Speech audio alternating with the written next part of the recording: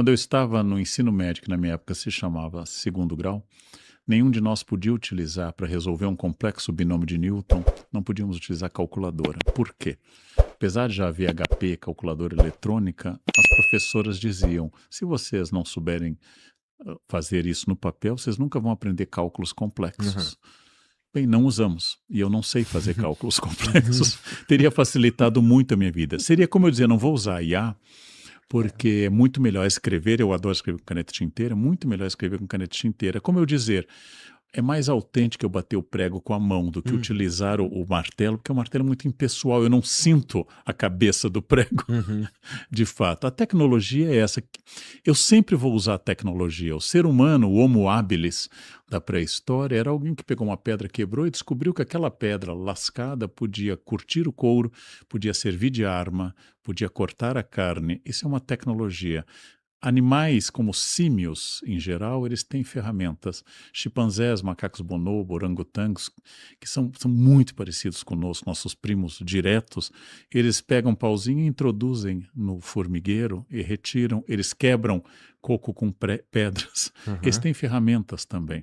É possível supor que um dia ali poderia haver um salto evolutivo e continuaria a linha que nós seguimos adiante. Toda toda tecnologia, ela é uma maneira de facilitar e sempre é vista pelos mais velhos como uma preguiça. Então, por exemplo, minha avó fazia leite condensado em casa. Então, quando ela vê as mulheres comprando leite condensado para fazer pudim, ela dizia: as mulheres não são mais como Uhum. antigamente. Não? Eu já gosto de comprar o pudim pronto. Eu Eu também já gosto gosto. muito mais do pudim pronto, cara. Eu acho que é, a ideia de não usar tecnologia, especialmente hoje em dia, é uma desvantagem competitiva até. E aqui eu tô Uhum. talvez cedendo para aquele pensamento de que a gente deve estar o tempo inteiro sendo produtivo.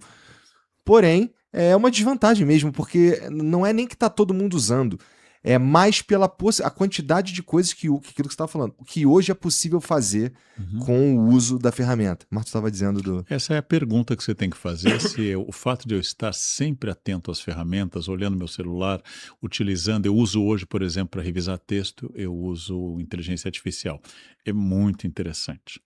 Eu passei pela experiência na semana passada, estou escrevendo um livro sobre Jesus, é um livro com muitos traços de erudição, com línguas, e ela me corrigiu 2 vezes em latim. Eu tenho orgulho do meu latim. Ah, Ela corrigiu 2 vezes, hã, com razão? com razão, nas Tá, 2 vezes. tá. Me irritou muito que essa recém-nascida,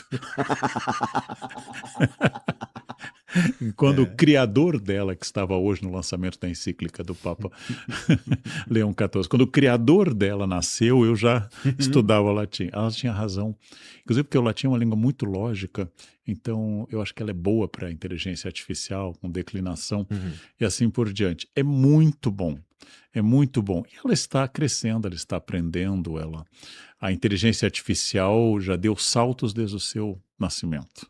Então, tudo leva a crer que será um novo patamar, um patamar que contém, naturalmente, como toda tecnologia, o seu contrário. A revolução industrial que fez essa lata, que fez esse microfone, esse celular, essa placa, é também aquela que poluiu as cidades, que degradou o trabalho feminino e infantil, aquela que aumentou a distância de classes. Aham. As cidades é aquela que transformou as cidades em locais barulhentos, já que a Revolução Industrial não começa no campo, mas dentro das Uhum. cidades. O que significa isso? Tudo contém seus contrários. Não? Mas o mundo rural sem máquinas não é um mundo de perfeição.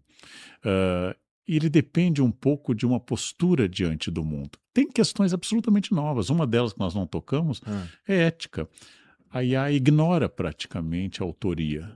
Ela verdade. vai buscar e ela traz.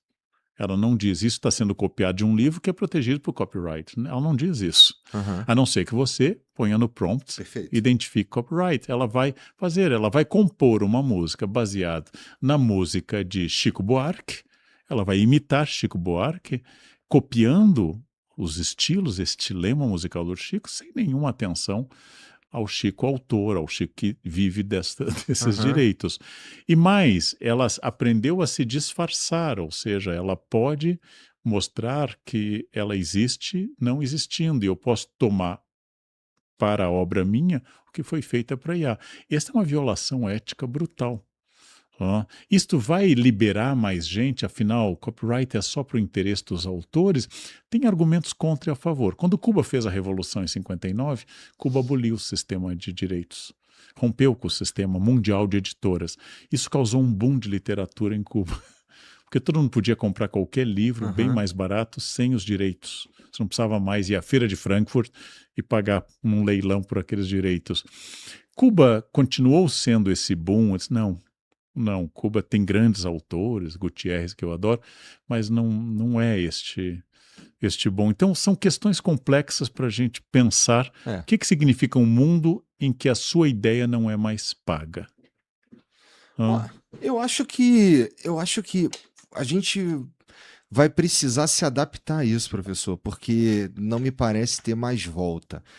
Eu acho que dá para a gente ter conversar sobre isso, mas mais num tom de aceitação e como lidar com isso daqui para frente do que imaginar uma volta, porque eu tenho a sensação que uma vez que essa caixa de Pandora abriu, tem pouca coisa que a gente consegue fazer sobre nesse aspecto, nesse sentido específico dos direitos autorais. Mas, de qualquer maneira, eu acho que eu que não sou um autor, eu acho que não ter essa proteção, eu acho que, em primeiro lugar, não vai gerar uma nova obra-prima, aquilo que você já disse. E, em segundo lugar, eu acho que aumenta o acesso e é melhor para todo mundo. No sentido de, se a gente consegue ter acesso às coisas de forma mais livre, a gente consegue, então, sei lá, evoluir mais rápido. Não estou dizendo que esse é o jeito mais justo. Eu estou dizendo que talvez esse seja o jeito que será. Né? Não estamos falando exatamente de justiça ou de uma ética aristotélica, mas eu pego a maneira que você expressou, aumentando a informação de forma livre e acessível a todos, nós teremos uma sociedade melhor, é o que o Yuval Harari, no seu 4º livro de sucesso, Nexus, chama de visão ingênua do conhecimento. E ele dá exemplos. Ele começa advertindo sobre o acesso a poderes sobre os quais eu não tenho controle. Ele dá como exemplo Phaetonte, a personagem mitológica que dirigiu o carro do Sol e acabou sendo morto, que não tinha capacidade de dirigir o Sol. E o outro, um conto do Goethe, que a minha geração conheceu pelo Walt Disney, que era O Aprendiz de Feiticeiro.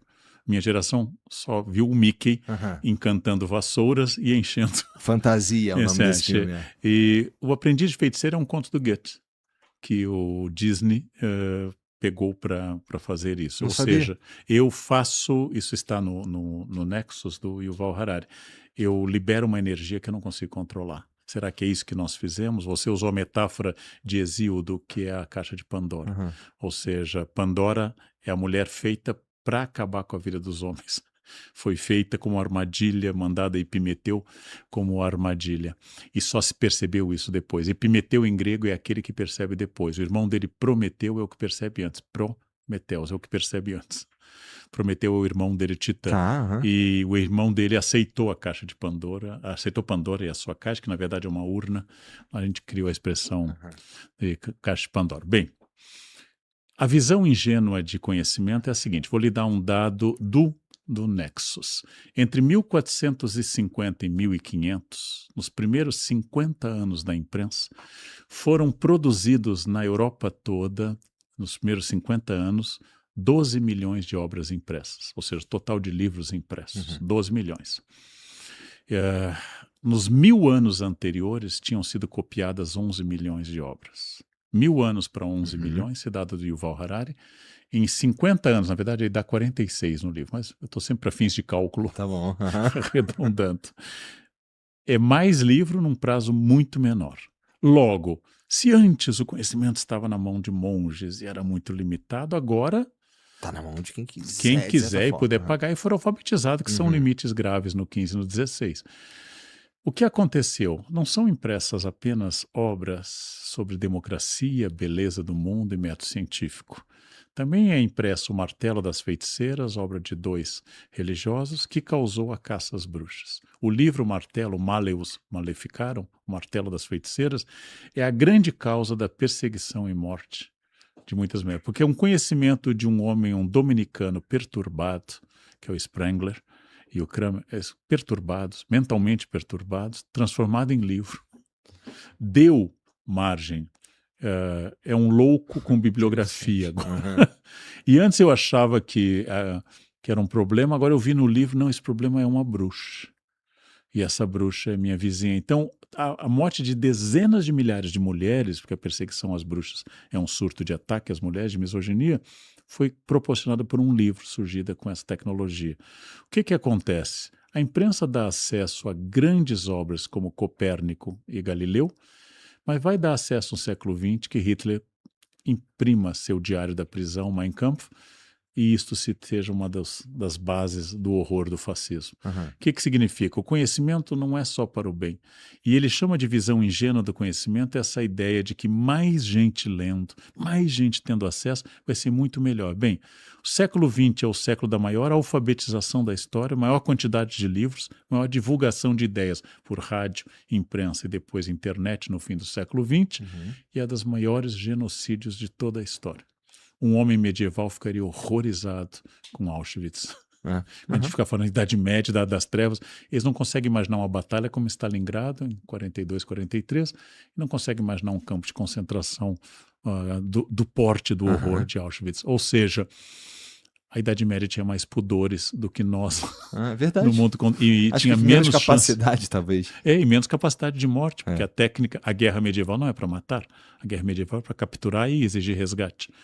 Então você quer impedir a morte. Quando é inventada a besta, que é um arco que atravessa a armadura, a igreja proíbe. Aí sim vai matar gente. Tem que ser gente com espada, avançando.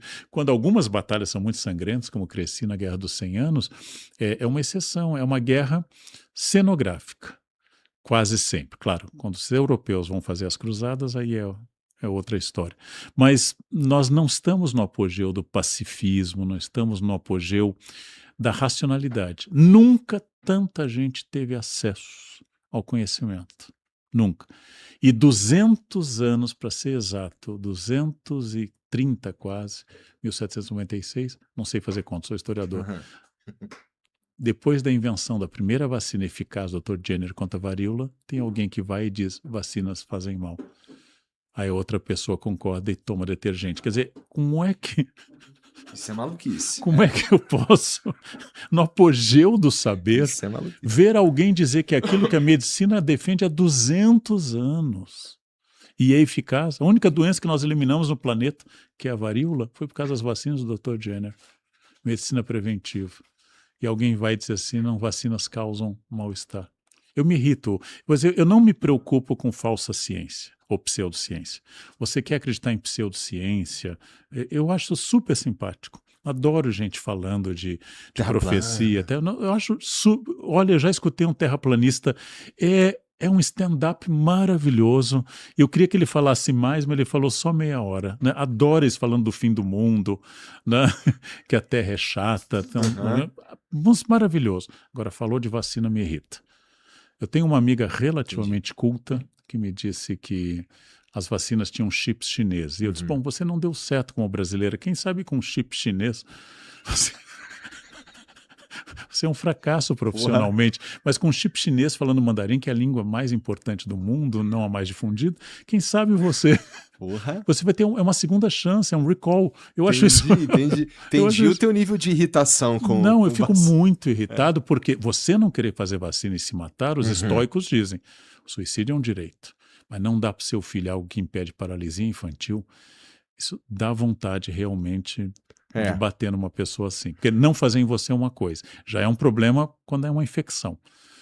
Mas se não é uma infecção, você não vai ser infectado por um vírus, é só uma doença grave, não tem problema. Agora, quando você não faz vacina de Covid, você aumenta a chance de contágio.